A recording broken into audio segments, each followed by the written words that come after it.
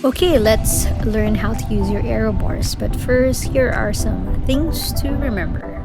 Number one, make sure that you are practicing in a safe space with no traffic. Always be aware of your surroundings. Do not use your aero bars when there are sharp turns, and do not hesitate to stop anytime you feel unsafe.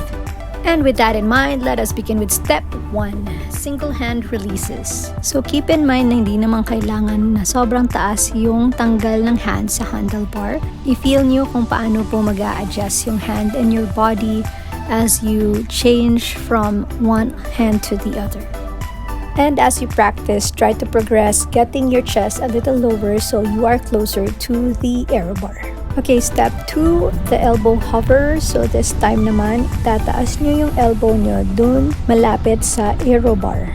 Have to remember that these are all progressions and hindi kailangan ganyang kalapit yung hand nyo sa handlebars. But of course, as you keep going, as your bike handling skills get better, you can even try to touch your elbow into the aero bar. And that will be step number 3. So for the single arm drop, you may alternately try to put one arm into the aero bar and then just try to stay into that position as long as you can.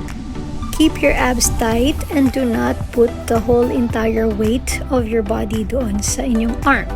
But do be careful when you practice. When you see sharp turns, laging dalawang hand doon sa handlebar for your safety. For step number 4, please remember, wag kayo mag-practice sa busy street. And here we are finally putting both hands into the aero bar. Maiging mag-practice na yung left arm muna ang bababa bago ang right arm. Why? Dahil yung brake na nasa right handlebar nyo is your rear brake. And it's safer to brake with the rear brakes first. When in doubt, always get back up onto the handlebars. Okay, that's about it, guys. So please keep practicing and please always stay safe. Bye!